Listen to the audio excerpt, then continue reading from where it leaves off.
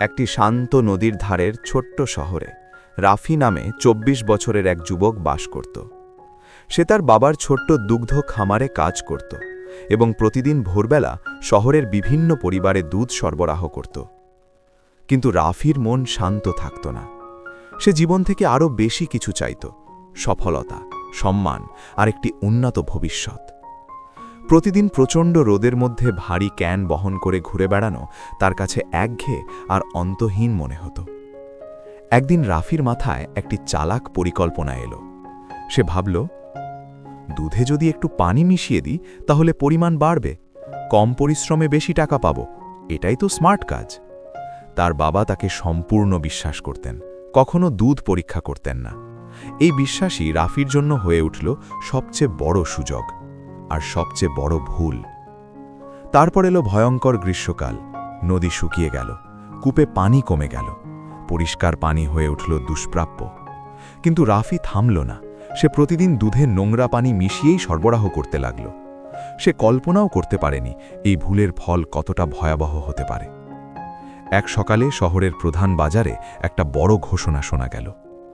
আসন্ন মহোৎসবে যে সরবরাহকারীর দুধ সবচেয়ে খাঁটি হবে সে পুরো শহরের দুধ সরবরাহের দায়িত্ব পাবে এবং পাবে স্বর্ণের পুরস্কার।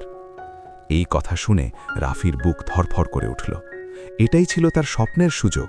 নিজের দোকান, নতুন জীবন, হয়তো একটি মোটরবাইকও পেতে পারে। সে নিজেকে বলল, এবার আমি ঠিকভাবে কাজ করব। কিন্তু আশ্চর্যের বিষয়, সে তবুও পানি মেশানো বন্ধ করল না।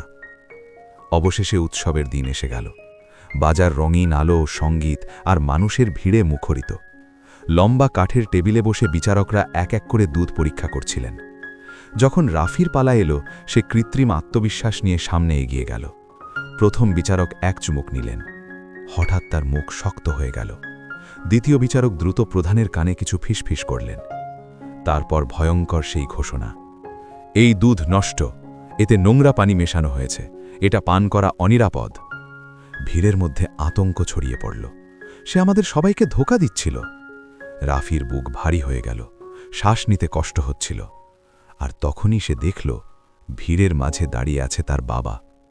কোনো রাগ নেই, কোনো চিৎকার নেই, শুধু চোখে গভীর হতাশা।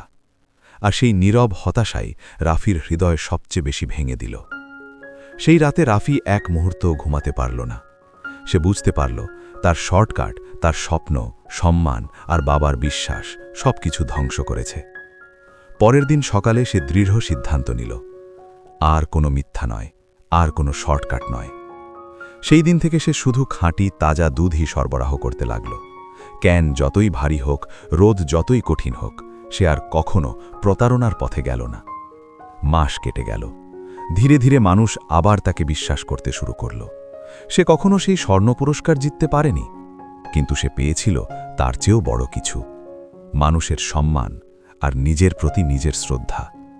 রাফি শিখে গেল, জীবন সবসময় ফিরিয়ে দেয় যা তুমি পাঠাও। ভালো বা খারাপ সবই একদিন তোমার কাছেই ফিরে আসে।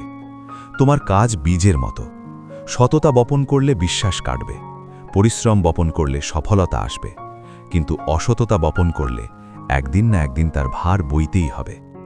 রাফির গল্প আমাদের শেখায়, শর্টকাট হয়তো স্মার্ট মনে হয়, কিন্তু শেষ পর্যন্ত সততা আর পরিশ্রমই একমাত্র টেকসই পথ।